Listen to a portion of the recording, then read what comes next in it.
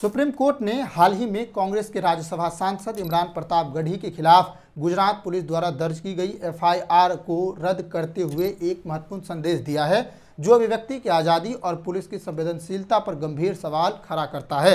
यह मामला उस इंस्टाग्राम पोस्ट से जुड़ा हुआ है जिसमें इमरान प्रताप गढ़ी ने एक खून के प्यासे बात सुनो नामक कविता की एक क्लिप साझा की थी।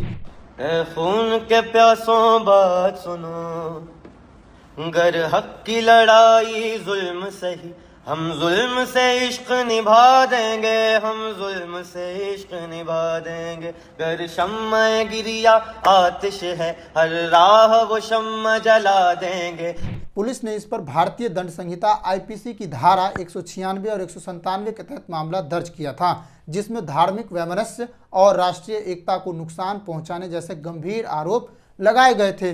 सुप्रीम कोर्ट के जस्टिस अभय एस ओका और जस्टिस उज्जवल भुइयां की बेंच ने न केवल एफआईआर को खारिज किया है, बल्कि यह भी कहा है कि पुलिस और अदालतों को अभिव्यक्ति की आज़ादी का महत्व समझना चाहिए।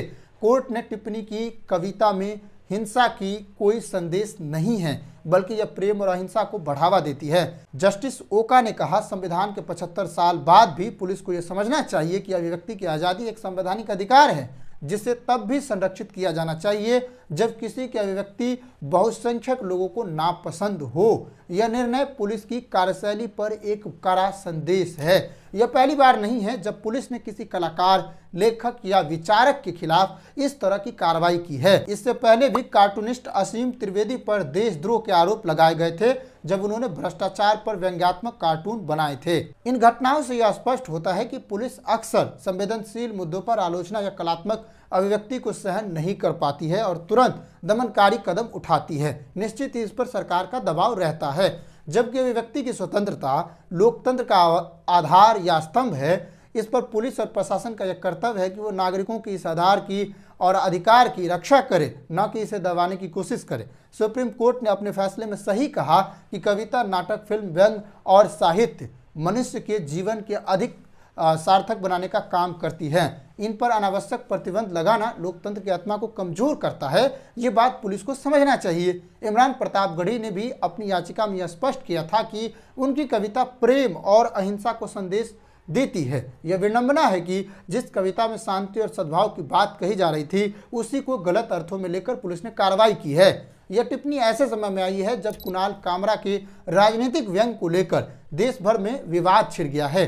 कामरा ने शिंदे का नाम लिए बिना उप मुख्यमंत्री पर उनके राजनीतिक करियर को लेकर निशाना साधा, जिसमें तत्कालीन मुख्यमंत्री उद्धव ठाकरे के खिलाफ 2022 का विद्रोह भी शामिल है। मुंबई पुलिस ने शिवसेना के विधायकों के अनुरोध पर अपमानजनक टिप्पणी करने के आरोप लगाकर कुणाल कामरा पर इस तरह के कार्रवाई करने की बात शुरू कर दी है और किया भी है। यह उदाहरण हमें इस बात की याद दिलाता है कि विचारों की स्वतंत्रता की रक्षा न केवल न्यायपालिका की जिम्मेदारी है, बल्कि यह भी सुनिश्चित करना आवश्यक है कि पुलिस और प्रशासन संविधान में निहित अधिकारों का सम्मान करें। इस फैसले ने एक बार फिर साबित कर दिया कि भारत का संविधान अभिव्यक्ति की स्वतंत्रता की रक्षा के लिए दृढ़ है और कोई भी सत्ता या ताकत नागरिकों के अधिकार नहीं छीन सकती है।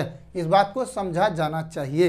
इसके साथ ही इसमें जो अभिव्यक्ति की आज़ादी को लेकर जो बात कही जा रही है, वो संविधान में निहित हमारा अधिकार है और इसे समझा जाना चाहिए कि इस अधिकार की सुरक्षा इस देश के सरकारों को करना चाहिए।